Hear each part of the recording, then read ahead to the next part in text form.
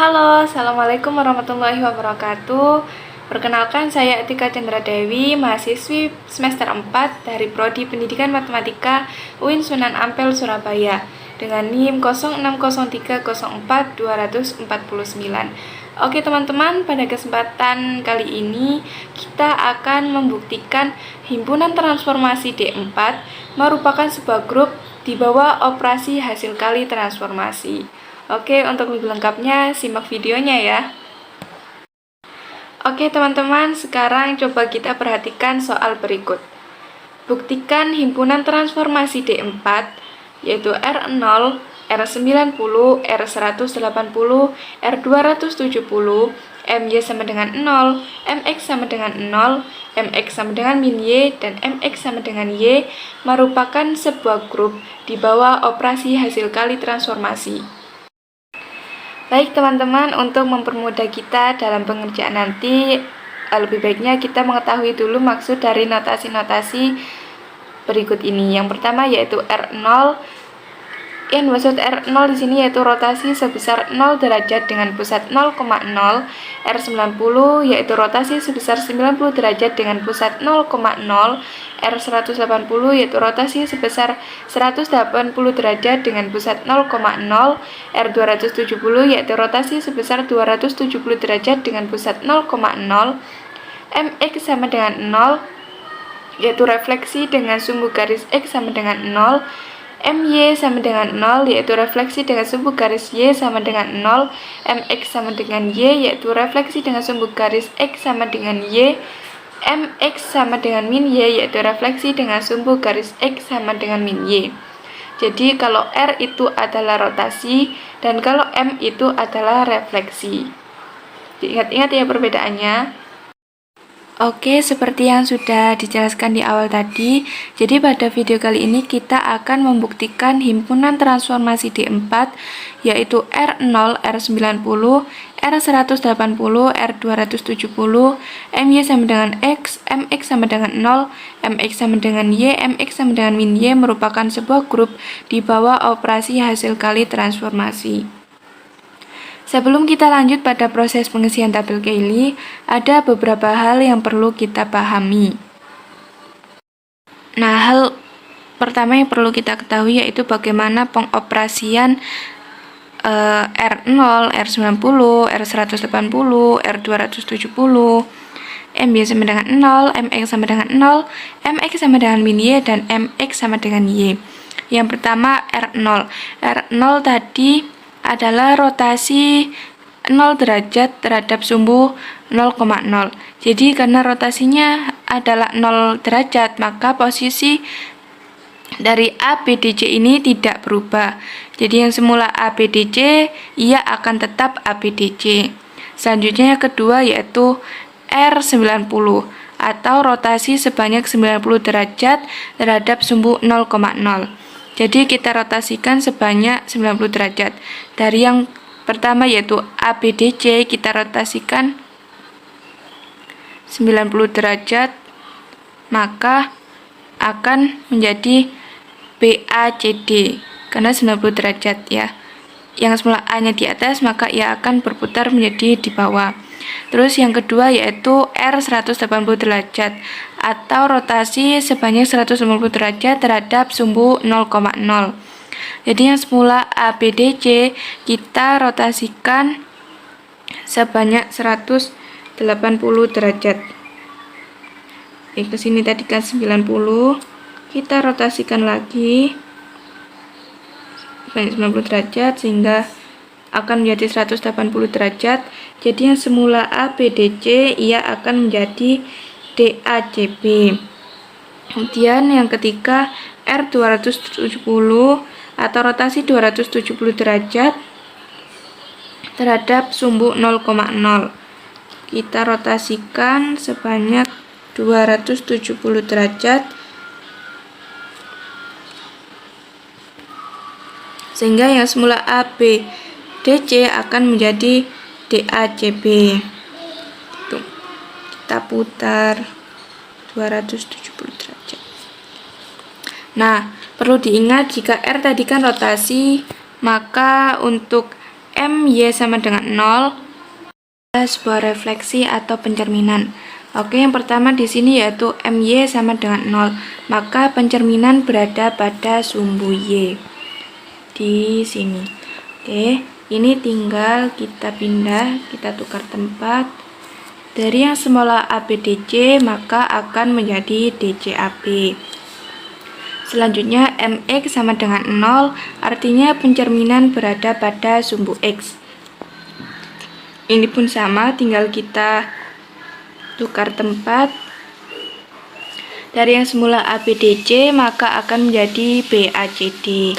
Nah, yang ketiga yaitu MX sama dengan min Y, artinya pencerminan berada pada sumbu min Y di sini. Oke, di sini perlu kita perhatikan bahwa yang menjadi cermin di sini adalah AC. Maka AC di sini tidak berubah. Yang berubah hanya DB. Yang semula ABDC maka akan menjadi ADBC. Yang berubah hanya letak dari D dan B. Yang terakhir yaitu MX sama dengan Y, maka yang menjadi cermin di sini adalah DB.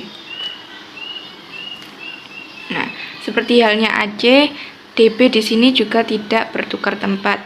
Yang bertukar tempat hanya A dan C. Maka hasilnya akan menjadi CBDA. Oke, jadi mengenai bagaimana pengoperasian dari R0, R90, R180 dan seterusnya kita sudah pahami bersama. Dan yang perlu diingat adalah perputarannya itu berlawanan dengan arah jarum jam. Oke. Sekarang kita akan masuk pada cara pengisian tabel Cayley.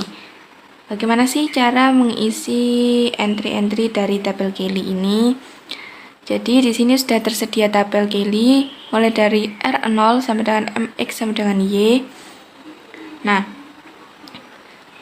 R0 ini yang tabel kolom yang pertama ini sudah bisa langsung kita isi karena R0 tadi kan tetap ya, dia tidak berotasi. Jadi ketika R0 dioperasikan dengan yang lain maka hasilnya akan tetap pada lawan pengoperasiannya.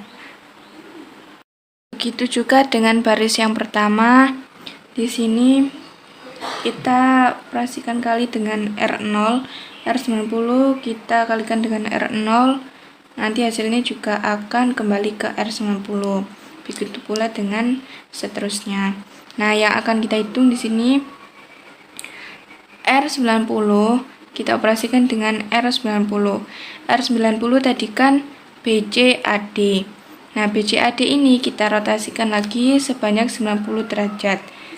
Jadi kita putar berlawanan arah dengan jarum jam.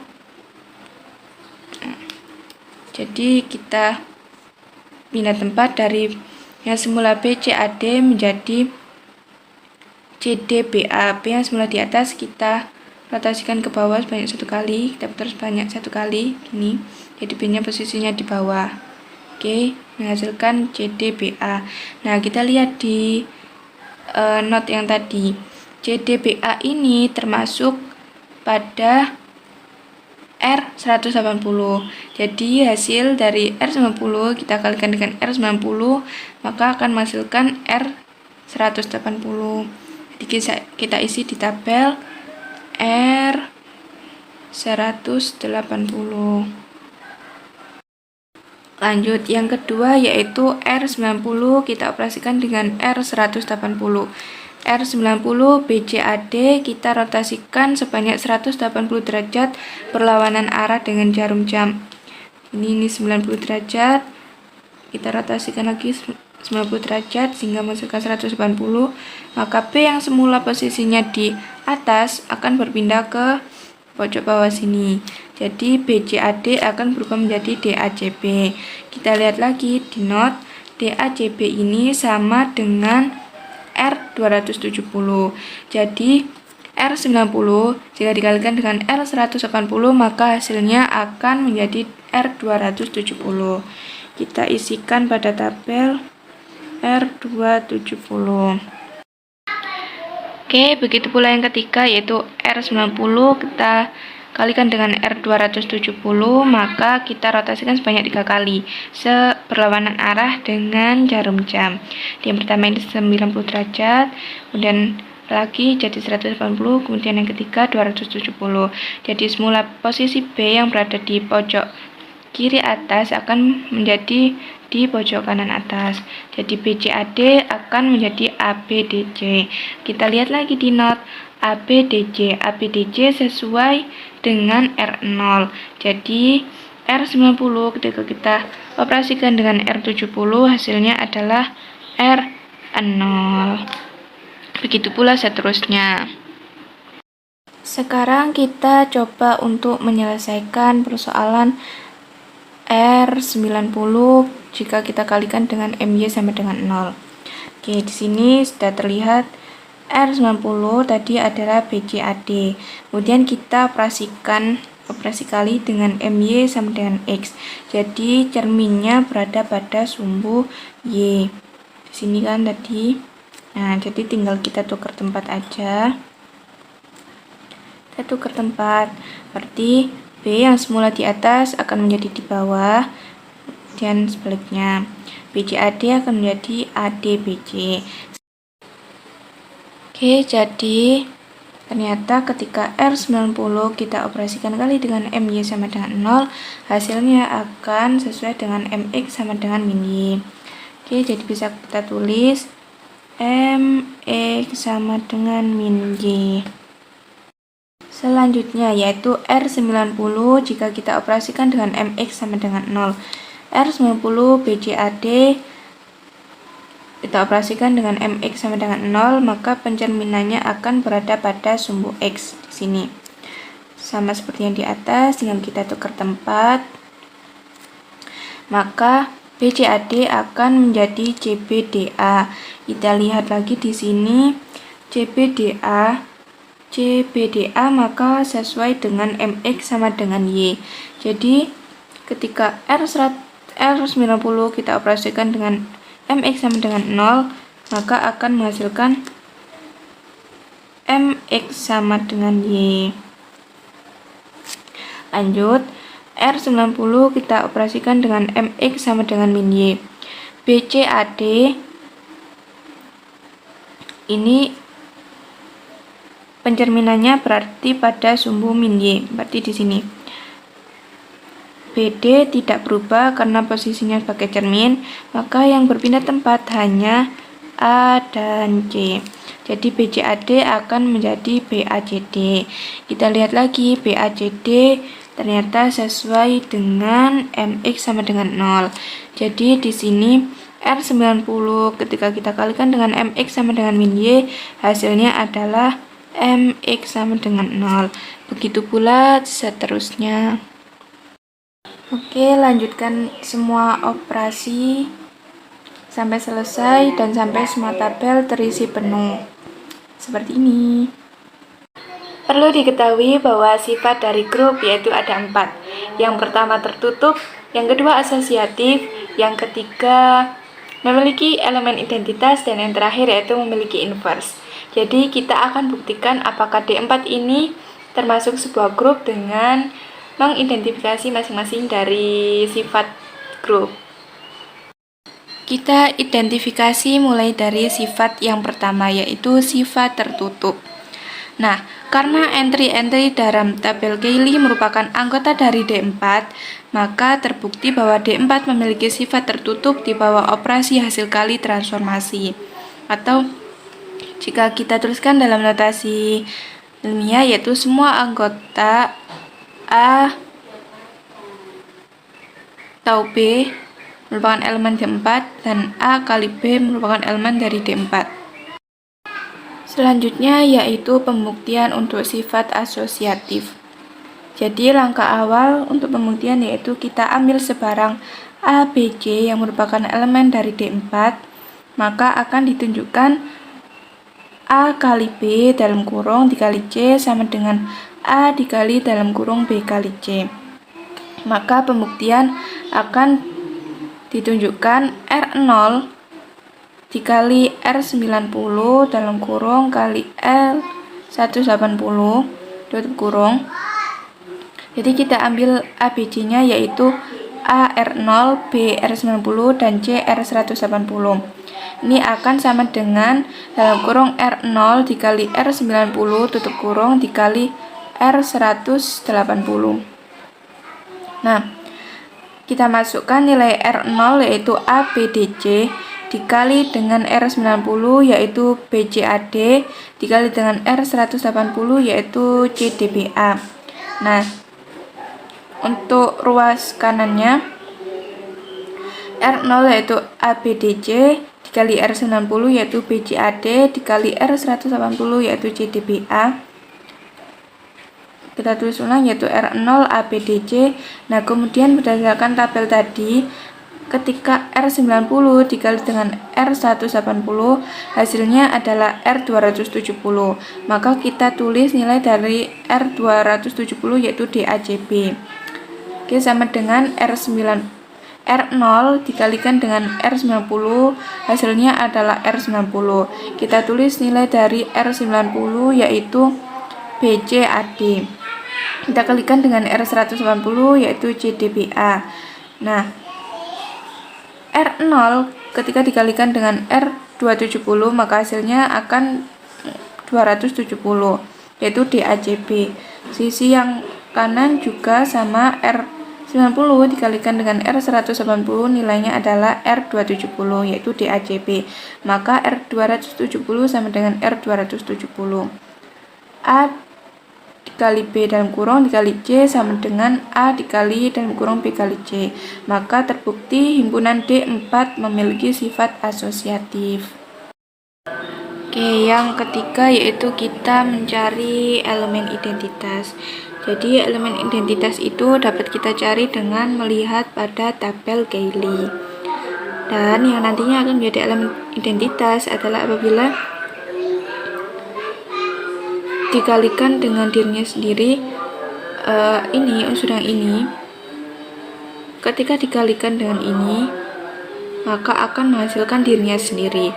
Jadi ketika kita melihat pada tabel Cayley ini, yang apabila dikalikan dengan unsur yang lain yang menghasilkan dirinya sendiri adalah R0 ini. Jadi apabila R0 dikalikan dengan R0 hasilnya akan R0, kemudian R0 dikalikan dengan R90 hasilnya R90, R0 dikalikan dengan R180 hasilnya R180, dan seterusnya. Jadi dapat disimpulkan bahwa R0 merupakan elemen identitas di D4. Oke, untuk pembuktian yang terakhir yaitu kita menentukan inverse. Jadi untuk menentukan inverse itu kita cari yang nanti hasil kalinya menghasilkan elemen identitas, yaitu R0 tadi. Misal kita ambil contoh inverse dari R0. Jadi R0 dikali berapa yang nanti menghasilkan R0. Nah, berdasarkan tabel Cayley, maka yang menghasilkan R0 adalah ketika R0 dikalikan dengan R0. Jadi inverse dari R0 adalah R0. Oke, yang kedua R90. R90 dikalikan berapa yang menghasilkan R0. Di sini R90 dikali R270 yang menghasilkan R0. Jadi inverse dari R90 adalah R270.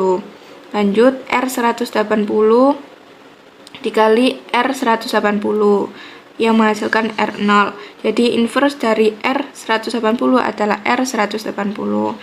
Lanjut, R270 dikali R90 menghasilkan R0. Jadi inverse dari R270 adalah R90. Dan seterusnya sampai dengan MX sama dengan min Y. Jika dikalikan dengan MX sama dengan Y menghasilkan R0. Jadi setelah semua sudah terpenuhi, sudah mendapatkan inverse dari masing-masing dan ternyata semuanya merupakan anggota dari D4. Maka sifat yang terakhir atau inverse ini terpenuhi. Karena keempat sifat dari grup sudah terpenuhi, yaitu memenuhi sifat tertutup, sifat asosiatif, memiliki elemen identitas, dan juga memiliki inverse, maka D4 ini sudah bisa disebut sebagai grup. Demikian penjelasan dari saya. Apabila terdapat kekurangan, saya mohon maaf yang sebesar-besarnya. Wassalamualaikum warahmatullahi wabarakatuh.